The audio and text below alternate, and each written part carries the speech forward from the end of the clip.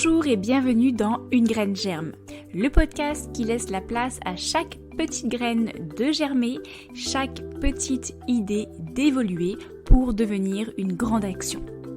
Je suis Alexandra, une jeune femme simple, sans prétention, qui voue une passion pour la déconstruction des modes de vie et des pensées, la remise en question pour vivre une vie toujours plus vibrante dans le respect de soi, d'autrui et de notre planète. Dans Une graine germe, pas de tabou. Je vous partage mes pensées, mes expériences en tout genre, mes tests ou encore mes évolutions au fur et à mesure qu'elles se présenteront à moi. J'ai pour ambition que mes paroles attiseront votre curiosité et susciteront votre intérêt le temps d'un épisode ou plus. En plus de mon podcast Éclosion par hygiène de vie centré sur la santé au naturel et la santé naturelle de la femme, j'ai désiré ajouter cette nouvelle émission à la palette de ce que je peux offrir au monde en tant que naturopathe et femme engagée.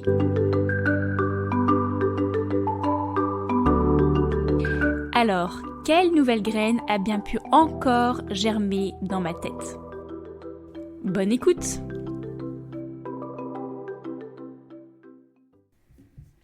Bonjour la compagnie des petites graines, car oui, nous avons tous et toutes une graine à planter, même plusieurs. Je suis très heureuse de vous retrouver en ce vendredi matin pour vous partager un nouvel épisode axé potager. Du concret et rien que du concret, tu vas le voir. Je suis d'autant plus heureuse que j'ai déjà eu beaucoup de retours de votre part sur cette nouvelle émission et sur son intérêt. Et j'en suis vraiment très heureuse, comme je viens de le dire, et ravie. Merci à toutes celles et ceux qui m'ont laissé un message par Instagram, LinkedIn, Facebook ou même par mail. C'est chouette que nous puissions évoluer ensemble sur ces sujets de transition écologique, notre place dans cet écosystème que nous devons de préserver pour continuer à en profiter avec respect. Et je prévois prochainement de belles rencontres également à vous partager. Bref, revenons à nos moutons. Aujourd'hui, on va mettre la main à la terre. Tu es prêt ou prête ? Alors, enfile tes gants, équipe-toi d'une pelle ou d'une bêche, d'une brouette et n'oublie pas la crème solaire et ta gourde d'eau car tu vas avoir chaud. L'importance de la terre. Lorsque j'ai commencé à m'intéresser vraiment au potager, j'ai beaucoup entendu parler de la fertilité de la terre. Mais jusque-là, c'était un petit peu flou pour moi. Je n'avais vraiment pas conscience de la notion de fertilité de la terre. Pour moi, on prenait des graines, on les plantait et ça poussait. Et l'important, c'était de récolter les légumes. Mais finalement, j'ai vraiment, à force de me documenter, pris conscience que c'était vraiment important de s'occuper de la terre. Et c'est aussi pour ça, en fait, notamment quand je suis dans l'accompagnement de naturopathie avec mes clientes et que on parle du système digestif et de la santé intestinale, souvent, en fait, je fais le parallèle avec le jardin. Parce que très, très régulièrement, on prend des probiotiques un peu de manière automatique. On dit que les antibiotiques, c'est pas automatique, mais les probiotiques, ça devient un peu automatique, un peu trop automatique à mon goût. Et surtout, en fait, on met des bactéries dans notre intestin sans même se préoccuper si l'intestin, lui, la paroi, elle est en bonne santé, etc. Et du coup, je fais toujours le parallèle en disant, est-ce que vous plantez des graines de légumes dans une terre qui n'est pas préparée, labourée, nourrie, arrosée, etc. Eh ben non. Et du coup, les intestins, c'est pareil. Mais bref, l'objectif aujourd'hui, c'est pas de vous parler des intestins, mais tout ça pour vous dire que si je repense cette comparaison-là, ça s'applique à la terre. C'est-à-dire que la terre, elle a vraiment besoin d'être préparée pour mieux accueillir les légumes. Et ça, je n'avais pas forcément conscience. Et la fertilité de la terre, c'est vraiment la chose à laquelle il faut prêter attention si tu veux cultiver sereinement et sans engrais ou sans pesticides, tout en maximisant tes chances d'avoir un bon rendement de culture. Alors le constat me concernant, c'est que ma terre, il n'y avait pas grand chose. Disons que elle n'est pas très très très fertile. J'ai un sol pour les personnes qui s'y intéressent, qui connaissent un peu, de type limoneux argileux. Donc en fait, disons que j'ai un peu un bloc de poterie sous mes pieds. Donc une terre qui n'est absolument pas meuble, qui est compacte et qui n'est absolument pas drainante, donc qui retient tout et surtout qui est ultra dur en fait à travailler. Et donc, s'enraciner, laisser les légumes s'enraciner, c'est pas chose aisée. Et également, j'ai pas mal d'endroits dans mon jardin où il y a de la mousse. Et en fait, en m'y intéressant un peu, la mousse serait un symptôme pas d'infertilité, mais de manque cruel de vitalité et de fertilité de la terre. Donc voilà, ça ne m'étonne pas trop. Tout ça pour dire que voilà, à la base, ma terre, elle n'est pas vraiment prête à accueillir des légumes. Pourtant, j'ai quand même décidé un peu du jour au lendemain de faire un potager. Donc quand je dis un peu du jour au lendemain, ça veut dire que je me suis réveillée fin janvier en me disant allez, je veux vraiment cultiver cette année. Donc clairement, c'est pas possible normalement. C'est-à-dire que normalement, il faut préparer sa terre, et préparer sa terre, ça demande plusieurs mois et même plusieurs années. On peut vraiment rendre un terrain fertile sur plusieurs années. Après, on peut déjà fertiliser un peu sa terre, lui apporter de la vie déjà en quelques mois. Mais il faut s'y préparer, il faut vraiment s'y prendre à l'avance, ce qui n'était pas mon cas. Alors justement, quelles sont les étapes pour préparer sa terre? Donc là, tout ce que je te partage, c'est en tant que jardinière potagère débutante, après mes longues recherches. Donc comme je disais, ça peut prendre vraiment plusieurs années, mais déjà le fait de s'y prendre par exemple à l'automne pour les cultures de printemps, c'est déjà pas mal. Les différentes étapes, c'est d'identifier l'emplacement dans lequel tu veux installer ton potager, de manière à bien le délimiter. Et puis également l'observer, voir s'il y a de la pelouse, s'il y a des trous, s'il y a des vers, s'il y a de la mousse, s'il y a des types d'herbes sauvages, parce que je m'y connais pas très bien, mais je te le dis, en fonction des herbes sauvages que tu vas pouvoir identifier, celles-ci vont te donner, si tu recherches un peu sur internet, je pense, dans des livres, donner des indices sur le niveau d'acidité de ton terrain par exemple. Et donc ça peut aussi t'aider à diagnostiquer un peu ta terre. En tout cas, c'est très important d'identifier en fait la nature de son sol. Donc tu observes ton emplacement, tu décides où est-ce que tu souhaites le mettre et ensuite tu peux éventuellement commencer un petit peu à creuser, à observer au-dessus, en dessous comment c'est. Est-ce que tu as des vers de terre? Est-ce que tu as un sol très compact? Et donc là, voilà, moi je te dis, c'est un sol compact, sans vers, sans beaucoup de vers. Donc je connaissais un petit peu le démarrage, l'état de démarrage, bien qu'il y a quelques mois, je ne m'y intéressais absolument pas. Ensuite, tu peux retourner ta terre pour enlever un petit peu l'herbe, les mauvaises herbes qu'il y a, mais ce n'est vraiment pas l'idéal. Si tu as le temps, le mieux c'est plutôt de recouvrir par exemple ton terrain d'un carton, si tu as des vieux cartons qui traînent, et tu les laisses pendant plusieurs semaines à plusieurs mois, encore une fois si tu as le temps. Et du coup ça va automatiquement en fait faire mourir les herbes et les mauvaises herbes de ton emplacement de futur potager. Et donc ça sans action mécanique de ton sol. Et ça c'est important parce que j'ai aussi appris au fur et à mesure que bêcher son sol, c'est pas forcément intéressant, ça vient le stresser. Et tu viens en fait ramener des éléments de vie qui sont peut-être loin en profondeur à la surface. Et en fait, ces éléments de vie, cette faune par exemple, va devoir, qui normalement est utile pour travailler ton sol, va devoir s'épuiser à retourner au fond parce que cette espèce préfère par exemple un milieu anaérobique et tu viens de le remonter à la surface, donc le mettre en milieu aérobique qui ne lui convient absolument pas, et donc va s'épuiser à retourner là où elle se sent bien, et en attendant elle n'apporte plus son travail en fait bénéfique au sol. Donc finalement le bêchage, vraiment le fait de retourner mécaniquement son sol, comme on peut le voir les agriculteurs sur les champs, ils font ça mais parce qu'après derrière ils mettent des tonnes d'engrais en fait. Donc là là, je te parle vraiment d'un potager bio, naturel, et avec une terre qui est vraiment fertile et vivante. Donc le mieux, c'est vraiment de recouvrir ton sol et de laisser naturellement en fait mourir, que les herbes en fait meurent toutes seules. Et ensuite tu peux greliner ton sol, ça veut dire que voilà, tu prends une grelinette et tu viens, une sorte de fourche, et tu viens en fait la travailler juste en surface, de manière à pas aller vraiment trop loin, et en surface pour rendre ta surface un peu plus meuble. Et une fois que tu as fait ça, tu peux l'amender. Donc l'amender, c'est vraiment venir la nourrir. Et là, tu peux lui apporter de la vitalité par plusieurs choses. La bonne nourriture, par exemple du compost vert. Donc par exemple, je sais pas moi, des tontes anciennes que tu as laissées un peu composter. Tu peux lui apporter aussi du fumier si tu as un champ pas loin. Tu peux lui apporter du compost organique si tu as fait un compost avec tes déchets de cuisine. Tu peux apporter du foin aussi qui est excellent pour la fertilité de ton sol. Tu peux apporter de la paille également.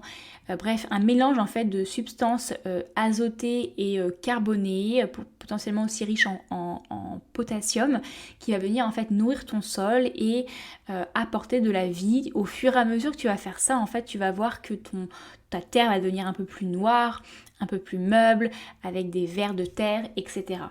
Donc bien sûr, tout ça, ça se fait sur du long terme, mais tu peux déjà en fait là, maintenant, par exemple, là tu m'écoutes, c'est le printemps, mais t'as pas forcément envie de faire un potager pour cette année-là. Par contre, tu dis, ah, l'année prochaine, j'aimerais bien m'y mettre. Donc tu as un an. Et bien c'est le moment idéal. Là, tu sors dans ton jardin, tu regardes là où est-ce que tu voudrais faire ton potager, tu le délimites et tu mets un carton sur là où tu veux mettre ton potager. Comme ça, tu laisses là 2-3 mois en plus de chaleur, ça va plus vite les tuer, les mauvaises herbes, etc.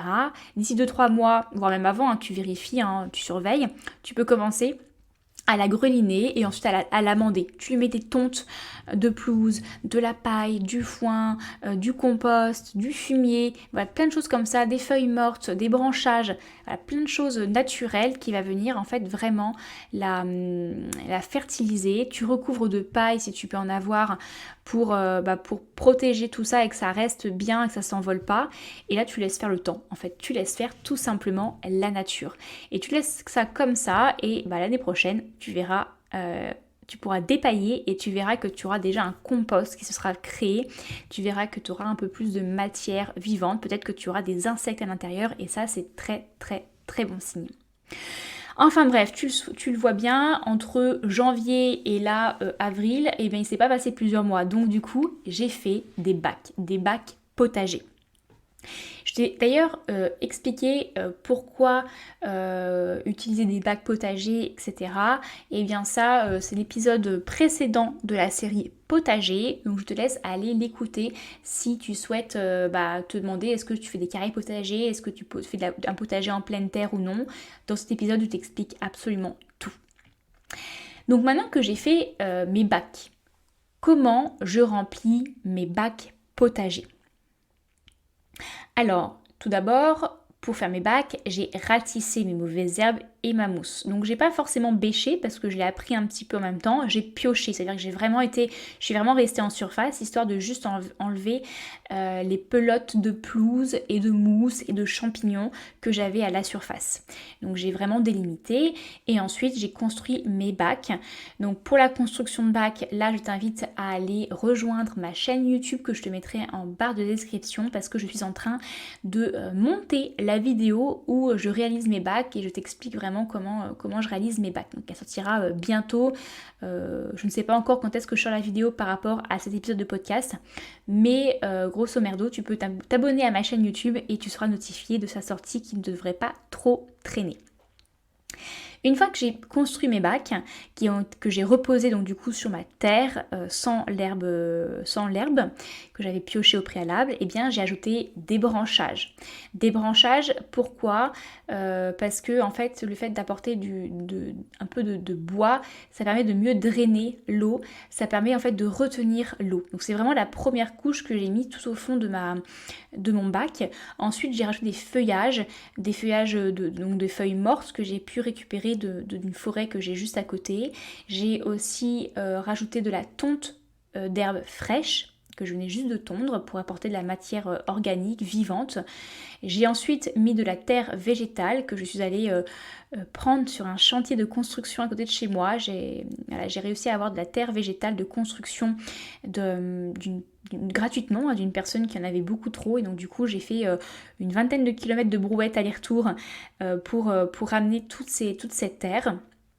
Alors entre nous, c'est pas une très très bonne idée parce que avec le recul, cette terre-là, elle n'était pas très qualitative, et j'ai quand même remis en fait de la terre qui était à la base de même nature que mon sol.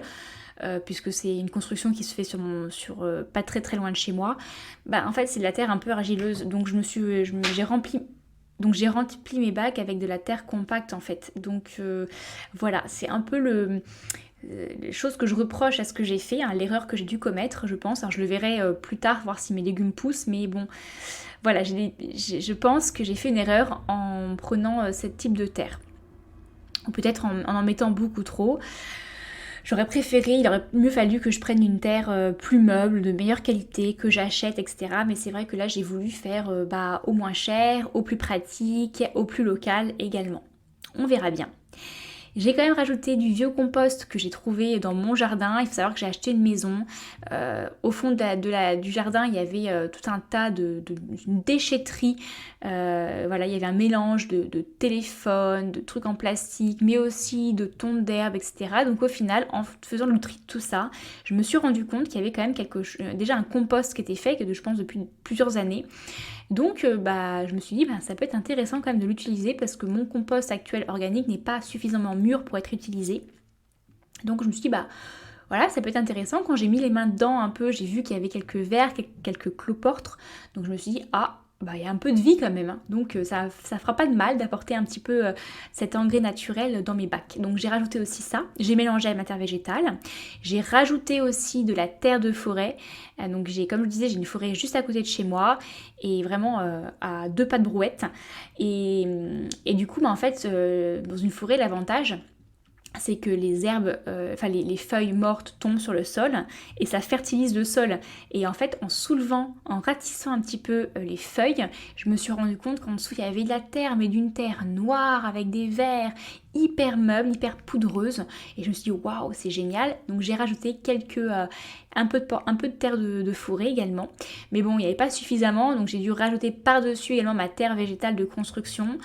Donc tu vois le principe, le principe c'est de faire des lasagnes, des couches de lasagne, donc couche par couche. J'ai mis mes branchages, mes feuillages, de la tonte, de la terre végétale, du vieux compost, de la terre de forêt, de la terre végétale. J'ai terminé par la terre végétale. Et ensuite, j'ai bien mouillé, j'ai planté mes plants de légumes, j'ai bien arrosé. Et ensuite, j'ai paillé la surface avec de la paille, encore de la tonte fraîche pour redonner encore un peu de vitalité, de la paille parce que j'ai des plottes de paille pour mes poules, et aussi un paillage de chanvre qui va apporter de la vitalité et qui permet aussi de retenir l'eau, de bien drainer l'eau. De manière à ce qu'il y ait toujours un peu d'eau avec les plantes. Et puis le chanvre, hein, on en a plein en Bretagne, hein, c'est un peu le pays du chanvre. Donc voilà un petit peu comment j'ai fait ça. L'idée c'est vraiment d'apporter en fait de la nourriture à sa terre et de voir des vers de terre, nos vrais amis pour la vie, d'autres insectes. D'avoir une terre qui soit non compacte, qui soit meuble, qu'on puisse facilement retourner greliner. Maintenant, une fois que j'ai fait tout ça, j'ai commencé à aussi faire des essais de semis. Donc j'ai fait des semis de tomates et de courges et à ma grande surprise, ça a vite pris. J'ai des plants de courges qui ont vite grandi et là je me suis dit oulala, où est-ce que je vais les mettre? Eh bien, je me suis dit allez, teste un nouveau concept, les buts. Alors me voilà à faire un essai de buts. Alors pourquoi j'ai voulu faire ça en plus de mes bacs potagers? Tout simplement parce que j'avais plus de place dans mes bacs. Il faut savoir que les courges ça prend beaucoup de place. Parce que je ne voulais pas rajouter, je voulais pas refaire et reconstruire un bac parce que ça prend du temps, que je n'avais pas le temps de faire ça avant de planter mes courges. Parce que aussi je suis en plein projet de réaménagement de mon jardin et donc du coup je ne suis pas certaine de là où j'ai fait mes bacs, est-ce que ce sera l'emplacement final? Et donc d'en faire un quatrième, en fait c'est un quatrième à potentiellement déplacer plus tard. Donc je me suis dit on va temporiser. Et parce que aussi j'ai découvert le principe de la butte en permaculture et je me suis dit bon allez, on va tester. Comme je n'ai pas du tout confiance en mes bacs avec cette terre végétale et que je n'ai pas confiance non plus en mon sol et que mon sol n'est absolument pas fertile, puisque encore une fois je m'y prends un peu à la dernière minute, l'avantage des buttes c'est qu'on peut faire aussi une sorte de lasagne, de couche de lasagne, et donc là eh bien j'ai fait mes lasagnes sans utiliser ma terre végétale de construction, uniquement en utilisant de la terre de forêt, du feuillage, du vieux compost vert, de la tonte fraîche, encore de la terre de forêt et de la paille. Et j'ai terminé par du branchage pour maintenir la paille qui a tendance à s'envoler avec le vent, et moi j'ai pas mal de vent chez moi. Donc là j'ai vraiment créé une butte entièrement finalement de terre de forêt et de compost et feuillage. Et donc on verra, ce sera mon essai de butte dans laquelle en fait je mettrai mes plants de courge. On verra si mes plants de courge prennent. Alors la suite de tout ça, eh bien comme je disais, je vais designer un peu plus mon jardin parce que je souhaite vraiment créer des zones de potage, enfin de potager, et je vais vraiment travailler la terre. Une fois que j'ai tout ce design en fait en tête, mes zones potagères, je vais commencer à la travailler comme je l'ai expliqué en début d'épisode, vraiment en prenant le temps. Là j'ai fait des actions court terme qui sont un peu des actions pour tester, pour apprendre, parce que moi j'ai vraiment besoin de faire les choses pour mieux apprendre. Je suis le personne à devoir réécrire mes cours, j'étais l'élève à réécrire mes cours pour en fait les mémoriser. J'ai besoin de faire en fait pour apprendre. Donc je regarde des choses sur internet, je lis, je visionne des vidéos, mais après j'ai besoin de faire, de tester et de me rendre compte que j'ai fait des gourdes pour aussi me rendre compte que des fois de prendre le temps c'est aussi bien. Donc là j'ai fait une action court terme qui m'a permis quand même d'apprendre et puis surtout d'avoir des premiers fruits rapides de mon résultat. Ou pas, on verra. Et en parallèle, je vais vraiment travailler sur du moyen long terme en prenant le temps de vraiment travailler mon sol et finalement aussi en mettant en application les erreurs que j'ai pu commettre. Donc là, dès cet été ou l'automne, je vais travailler ma terre dans mes zones potagères comme dans la même manière que je l'ai décrite au début de l'épisode pour avoir des zones potagères prêtes pour le printemps prochain. Et voilà le travail. Donc j'ai fait des erreurs comme la terre végétale de construction qui était vraiment trop compacte à mon goût, on verra bien. Mais j'avais surtout envie de tester pour apprendre. Et chaque jardin est vraiment différent. Donc tu l'auras compris, garde en tête que ce n'est pas le légume qui compte, mais la terre et sa fertilité. Alors ne sois plus dégoûté par les vers de terre car ce sont tes vrais amis pour la vie. À toi de jouer.